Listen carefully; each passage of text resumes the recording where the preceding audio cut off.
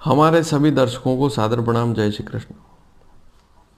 आज मैं आपको बताऊंगा कि कुंडली मिलान करते समय जरा सी असावधानी जीवन भर के लिए समस्या वाली हो सकती है। आज एक ऐसे योग के बारे में बताऊंगा। वैसे तो आप बकुट दोष, नाड़ी दोष, गण दोष के चक्कर में ही पड़े रहते हैं। अच्छे गुण देख लिए, मिलान कर देते हैं, लेकिन कुंडली को देखना भी अति आवश्यक है। यदि कुंडली में आज जो योग बता रहा हूँ इस प्रकार का योग है तो यह समस्या वाला हो सकता है। अब इसे कैसे देखें, कैसे समझें? इसको समझने के लिए आप यह समझें कि मान लीजिए आपका लड़का है और आपके लड़के का विवाह जिस लड़की से हो रहा है उस लड़की की कुंडली में इस प्रकार का योग हो, जो योग आज मैं बता रहा हूँ इस प्रकार का योग हो, तो विवाह के बाद आपके लड़के का स्वास्थ्य नरम हो सकता है। इसके साथ ही वह लड़की जो आपके परिवार में आ रही है, आपके परिवार के किसी भी सदस्य के साथ अच्छा व्यवहार नहीं रखेगी। है ना अजीब बात? और ऐसा अक्सर देखते हैं कि आपके घर में जो बहू आई है वह किसी के भी साथ अच्छा व्यवहार नहीं रखती, किसी के साथ प्रेम से नहीं रहती है, या उसका स्वभाव ऐसा है कि वह आपके साथ एडजस्ट नहीं हो पाएगी। दूसरी और प्रमुख बात, मान लीजिए आपकी लड़की है और जिस लड़के से उसका विवाह हो रहा है उस लड़के की कुंडली में इस प्रकार का योग है,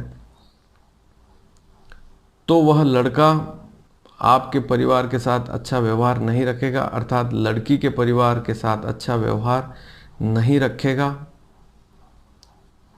अन्य लोगों के साथ उसका व्यवहार अच्छा होगा, लेकिन आपके परिवार के साथ व्यवहार अच्छा नहीं होगा।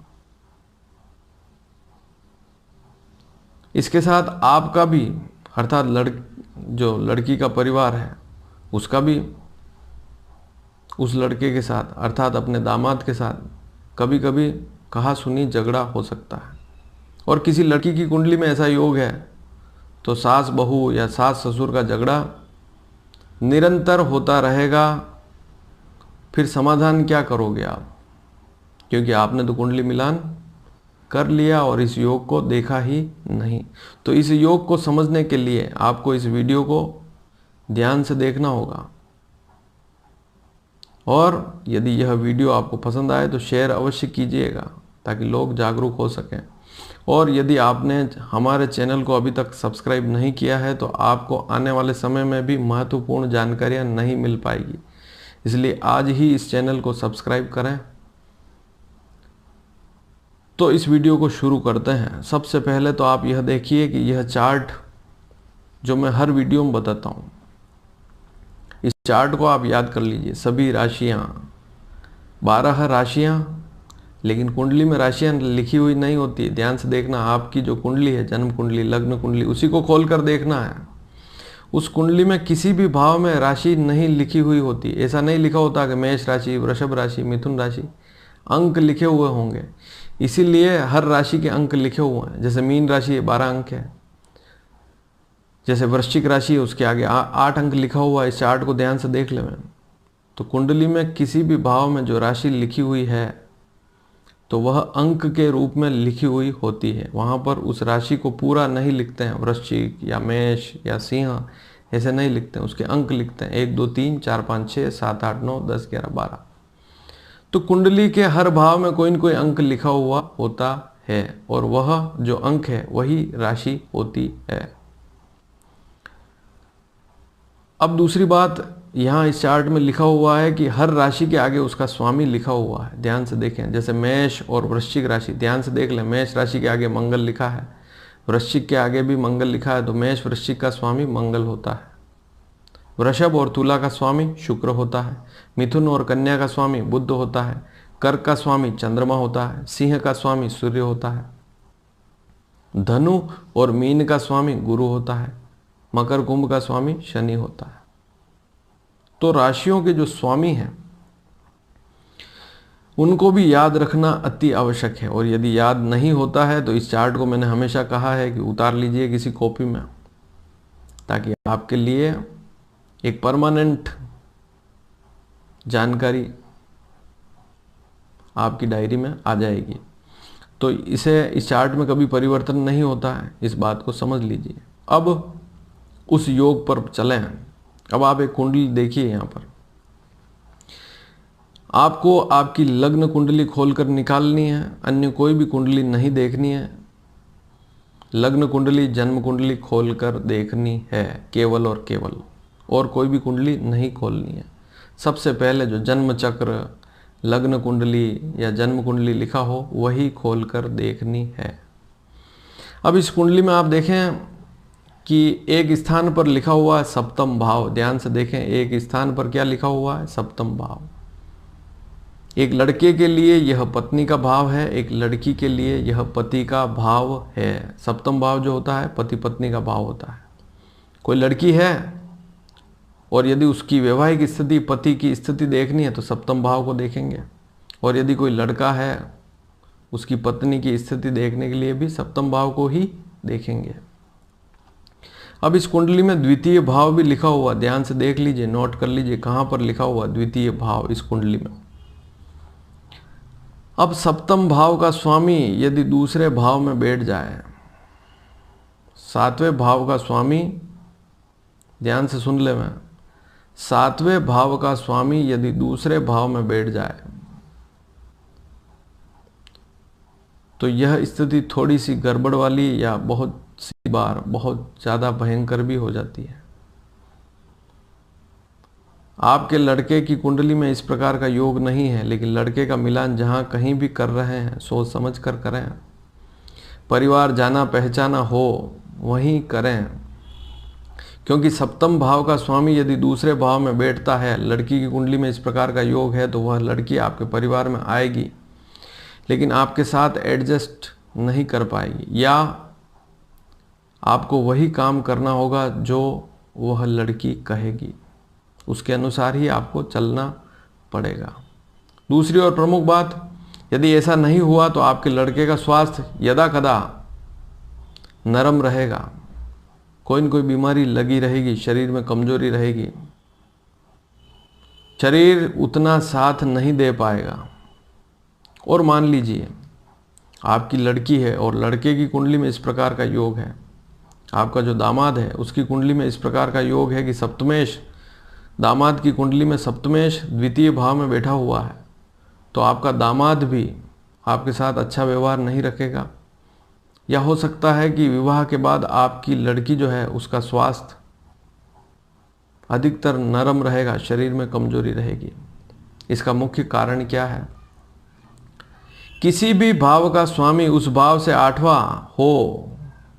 आठवां पड़ जाए, ऐसी स्थिति में उस भाव की क्षति हो जाती है। जैसे लग्न का स्वामी लग्नेश यदि आठवें भाव में बैठ जाए तो यह स्थिति ठीक नहीं होती है। इसी प्रकार से सप्तम भाव का स्वामी दूसरे भाव में जैसे ही बैठेगा तो सप्तम भाव से दूसरे भाव तक गिनेंगे तो 8 बार गिनना पड़ेगा। सप्तम, अष्टम, नवम, दशम, एकादश, द्वादश, लग्न और द्वितीय, 8 बार गिनना पड़ेगा।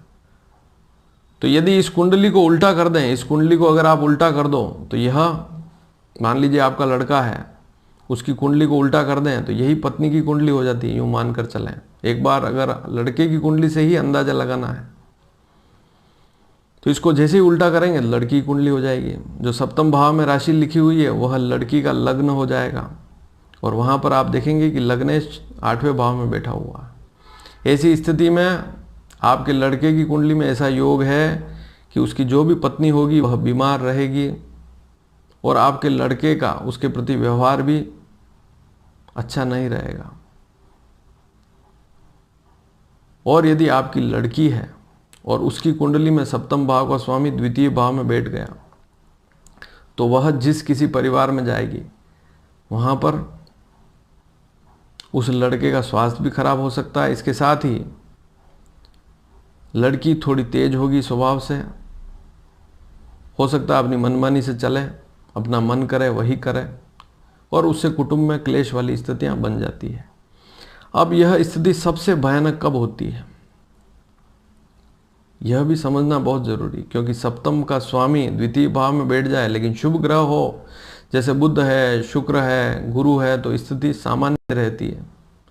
चंद्रमा है तब भी स्थिति सामान्य रहती है। लेकिन यदि सप्तम का स्वामी सूर्य है और दूसरे भाव में बैठा हुआ है, यदि सप्तम का स्वामी मंगल है तो और भी ज़्यादा खराब। जैसे सप्तम भाव में किसी लड़के की कुंडली में 1 या 8 का अंक लिखा हुआ है और दूसरे भाव में उसके मंगल लिखा हुआ है, तो ऐसी स्थिति उस लड़की के लिए ठीक नहीं है। उस लड़की को चाहिए कि उस लड़के से विवाह ना करें।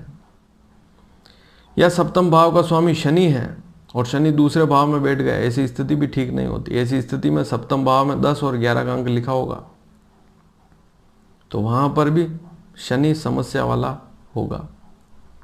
तो सूर्य मंगल शनि ये सप्तम के स्वामी हैं और सप्तम के स्वामी होकर द्वितीय भाव में बैठ जाते हैं तो यह स्थिति खराब हो जाती है।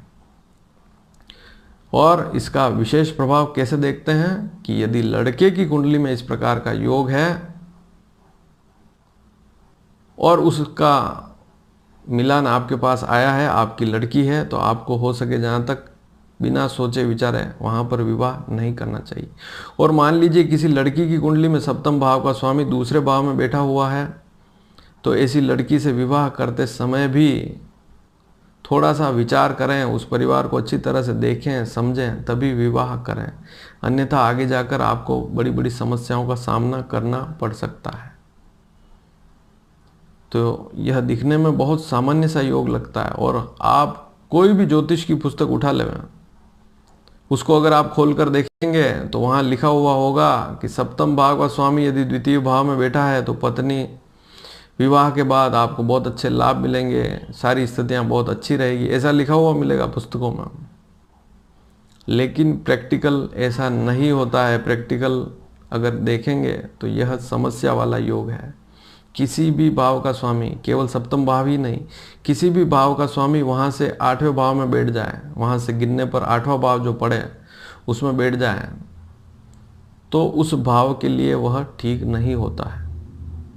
तो यहाँ पर सप्तम का स्वामी यदि द्वितीय भाव में है तो यह दोष वाली स्थिति हो जाती है। और यदि द्वितीय भाव में जो ग्रह बैठा हुआ है, सप्तम का स्वामी यदि द्वितीय में बैठा हुआ है और उस पर शुभ ग्रहों की दृष्टि नहीं है, क्योंकि वहाँ पर शुभ ग्रहों की दृष्टि भी देखनी होती है। यदि शुभ ग्रहों की दृष्टि है तो स्थिति कुछ लाभ वाली हो जाती है और यदि शुभ ग्रहों की दृष्टि नहीं है तो बहुत गंभीर स्थिति हो जाती है।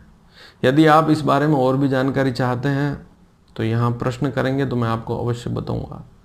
धन्यवाद। जय श्री कृष्ण।